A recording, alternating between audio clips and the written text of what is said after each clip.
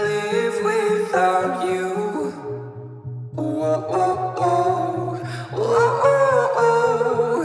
I can't breathe without your. Assalamualaikum warahmatullahi wabarakatuh.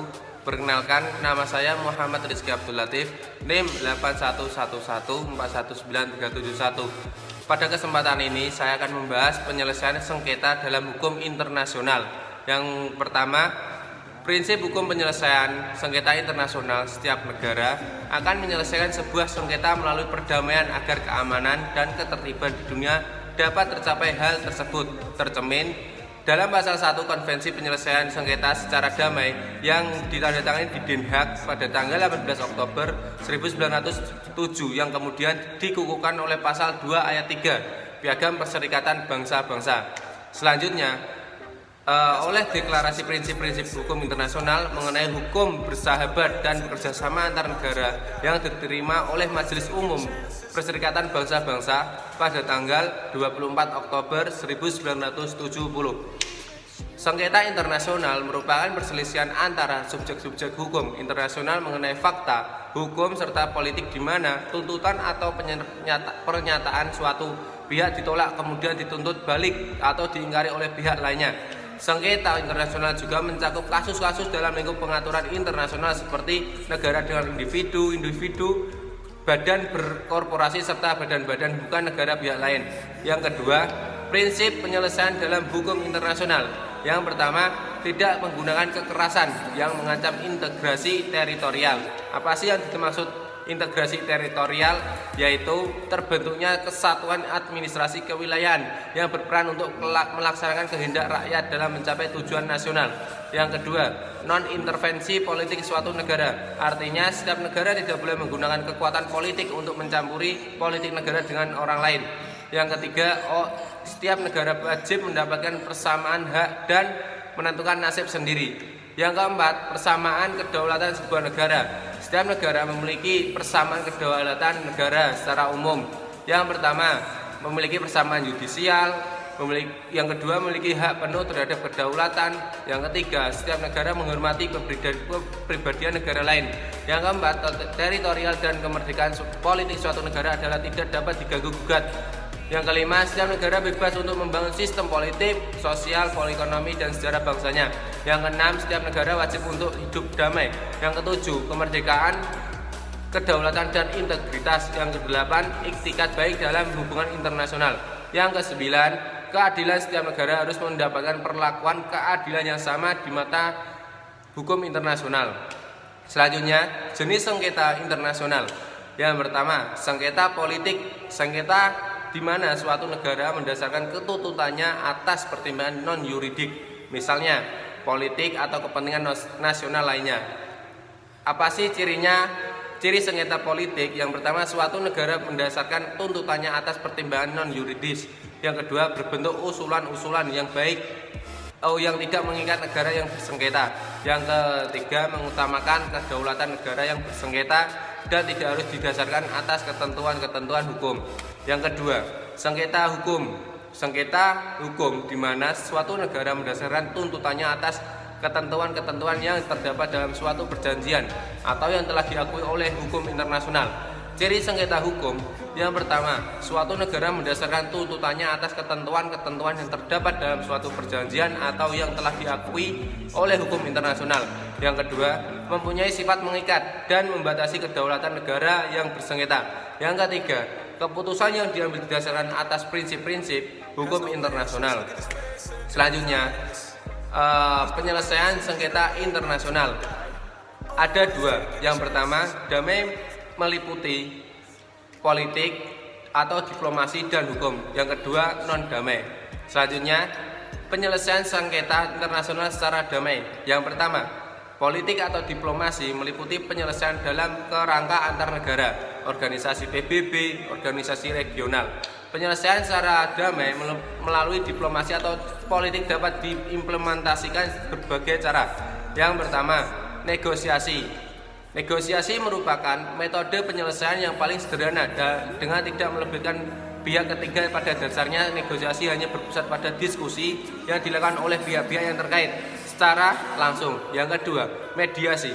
Adanya keterlibatan pihak ketiga atau campur tangan pihak lain dan menghasilkan penyelesaian yang dapat diterima oleh pihak yang bersengketa atau yang lebih sering dikatakan lebih nyata. Yang ketiga, jasa baik. Jasa baik tindakan pihak ketiga yang membawa ke arah negosiasi atau yang memberi fasilitas ke arah terselenggaranya negosiasi dengan tanpa berperan serta dalam diskusi mengenai substansi atau pokok sengketa yang bersangkutan. Yang keempat, angket. Angket ini merupakan untuk mengumpulkan fakta yang merupakan penyebab sengketa, keadaan, dan jenis sengketa. Angket ini menjadi dasar suatu perundingan. Laporan komisi angket tidak punya kekuatan mengikat. Negara bersengketa mempunyai kebebasan penuh untuk tindak lanjut laporan tersebut. Komisi angket terbatas pada pengumpulan fakta tanpa harus menyimpulkan fakta tersebut. Yang kelima, konsiliasi internasional merupakan suatu cara penyelesaian secara damai sengketa internasional oleh suatu organ yang telah dibentuk sebelumnya atau dibentuk kemudian atas kesepakatan pihak yang bersengketa setelah adanya sengketa. Organ memberi usul-usul penyelesaian sengketa, bertugas mempelajari fakta dan kemungkinan penyelesaiannya juga. Yang selanjutnya, ciri konsiliasi. Yang pertama, prosedur yang diatur oleh konvensi. Yang kedua, wewenang lebih besar. Yang ketiga, komisi konsiliasi, yaitu komisi tetap setelah berlakunya konvensi. Yang kedua, hukum penyelesaian sengketa yang keputusannya mempunyai kekuatan mengikat karena keputusan diambil berlandaskan pada ketentuan-ketentuan hukum. Penyelesaian secara hukum terbagi menjadi beberapa cara, yaitu peradilan internasional mempunyai sifat fakultatif, yang berarti jika suatu negara ingin mengajukan suatu perkara ke peradilan internasional, maka persetujuan semua pihak yang bersengketa merupakan suatu keharusan. Yang kedua, arbitrase internasional. Cara penyelesaian secara damai sengketa internasional yang dirumuskan dalam suatu keputusan oleh arbitrator yang dipilih oleh pihak-pihak yang bersengketa. Para pihak harus melaksanakan keputusan dengan iktikat baik. Yang ketiga, mahkamah internasional. Mahkamah yang merupakan bagian integral dari PBB yang bersifat tetap, didirikan sebelum akhirnya sengketa-sengketa. Hakimnya telah dipilih sebelumnya, demikian juga wewenang dan prosedurnya.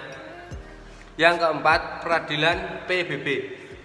Yang pertama, Mahkamah Pidana Internasional atau International Criminal Court. Yang kedua, Mahkamah Kriminal Internasional untuk bekas Yugoslavia atau ICTY.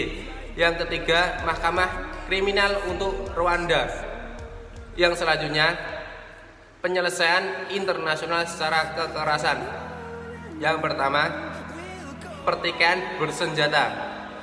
Suatu pertikaian yang disertai kekerasan angkatan bersenjata dengan tujuan untuk menentukan lawan dan menetapkan persyaratan perdamaian secara sepihak.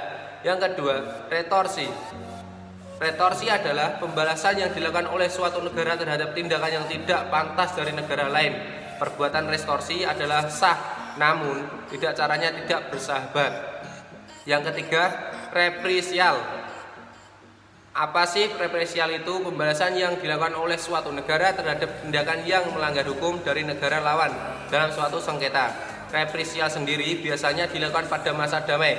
Contohnya, ketika pemboikatan barang, embargo, dan untuk kekuatan. Yang keempat, blokade damai. Blokade damai artinya pengepungan wilayah yang bertujuan untuk memutuskan hubungan wilayah itu dengan pihak lain. Ada dua macam blokade, yaitu blokade pada masa perang dan damai. Dari poin-poin yang saya sampaikan, dapat disimpulkan bahwasanya penyelesaian sengketa hukum internasional dapat diselesaikan dengan dua cara. Yang pertama dengan cara damai, yang kedua dengan cara non-damai atau kekerasan. Penyelesaian sengketa secara damai dapat dilakukan dengan dua cara, yaitu diplomasi dan cara hukum. Selanjutnya, penyelesaian sengketa secara non-damai atau kekerasan dapat dilakukan dengan berbagai cara, yang pada intinya kita membalas suatu tindakan yang dilakukan oleh negara lain dengan negara yang berseteru dengan negara tersebut. Demikian yang dapat saya sampaikan. Akhirul kalam, wassalamualaikum warahmatullahi wabarakatuh.